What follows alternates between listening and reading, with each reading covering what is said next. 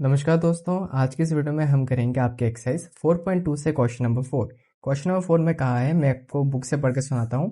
Question number 4 में कहा है हमको कि नंबर्स 1 to 10 की नंबर्स है 1 से लेकर 10 तक are written on 10 separate slips, जो कि 10 अलग अलग पर्चों में लिखा हुआ है। जैसे एक पर्ची है इतनी सी, उसमें लिखा हुआ है कि इसमें एक नंबर है 1 है, दूसरे पर्ची में 2 है, तीसरे पर्ची में 3 है, ऐसे करके के 10 पर्ची में 10 नंबर लिखे हुए हैं। ठीक है, 1 नंबर ऑन 1 स्लिप, एक नंबर एक ही मतलब एक स्लिप में एक ही नंबर होगा।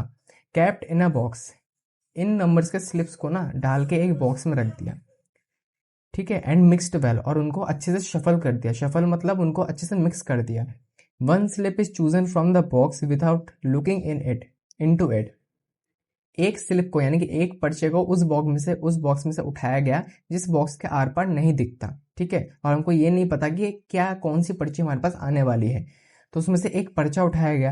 अब उस पर्चे को उठाने के बाद हमसे बुक वाला क्वेश्चन करता है कि what is the probability of, probability क्या होगी इन पॉइंट्स की, जो कि हमको पॉइंट्स दे रखे हैं।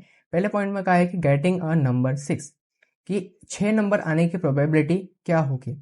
ठीक है, तो 6 नंबर आने की प्रोबेबिलिटी क्या होगी। सबसे पहले तो मैं यहाँ पे लिखता हूँ कि मेरे पास नंबर कितने हैं। नंबर मेरे पास है यहाँ पे 1 2 3 4 5 6 7 8 9 एंड 10। 10 नंबर है, और ये जो 10 नंबर है ना, ये अलग अलग पर्चों में लिखा हुआ है। अब मैं आपको पर्चे में लिख के दिखा तो नहीं सकता, तो मैं बस ऐसे ही समझा दे रहा हूँ आपको कि आप समझ जाएं इस चीज़ को, क्योंकि आप इतने तो समझ जाएंगे ही।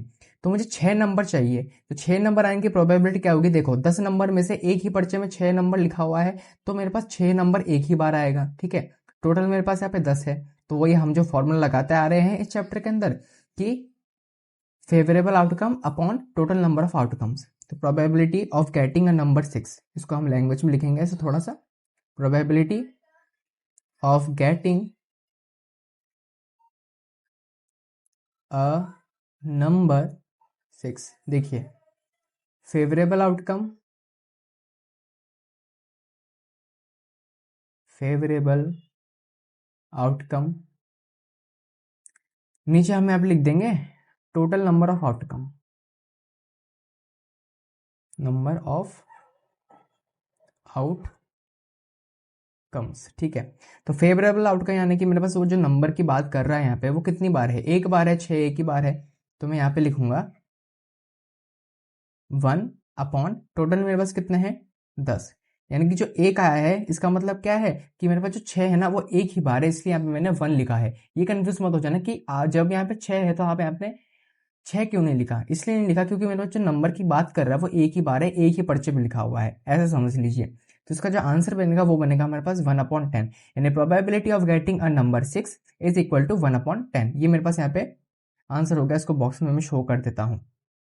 ठीक है, सेकंड पॉइंट में कहा है, मेरे से पूछा है getting a number less than 6, मुझे 6 से कम वाले नंबर की प्रोबेबिलिटी बताओ। तो इसको हम बताएंगे। तो ये जो है ना प्रोबेबिलिटी ऑफ गेटिंग, पी लिख के, पी का मतलब प्रोबेबिलिटी, और ब्रैकेट में ये जो चीज़ यहाँ पे लिखी हुई है ना वो सेम टू सेम आप छाप देना। अब मैं इसको, ये जो फॉर्मूला है मतलब इसको जो लिखने का तरीका है वो मैं दोबारा बार बार तो नहीं लिखूंगा यहाँ पे, तो बस आप समझ जाइए, और इसको भी मैं बार बार नहीं लिखूंगा। तो मैं डायरेक्ट करता हूँ, चल इसको मैं लिख ही देता हूँ। Getting a number less than 6, तो probability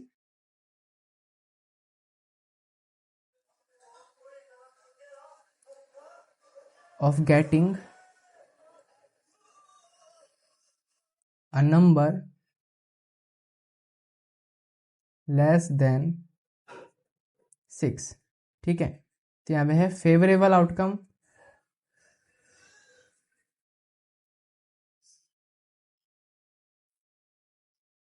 upon total number of outcome. Favourable outcome यानी कि 6 से कम नंबर मेरे पास कौन कौन से है, तो 6 है यहाँ पे। 6 से कम वाले कितने नंबर है, 1 2 3 4 5, 5 नंबर है, एक से लेकर 5 तक। तो मैं यहाँ पे लिखूंगा कि मेरे पास 5 नंबर है, और टोटल मेरे पास यहाँ पे नंबर कितने हैं favourable, total number of outcome कितने हैं, 10 है टोटल। तो ये 5 के टेबल से कट रहा है, कटने के बाद आपको जो आंसर आएगा वही आपका फाइनल आंसर होगा। 5 1 सा 5, 5 2 सा 10, ये आपके मेरे पास आंसर हो गया।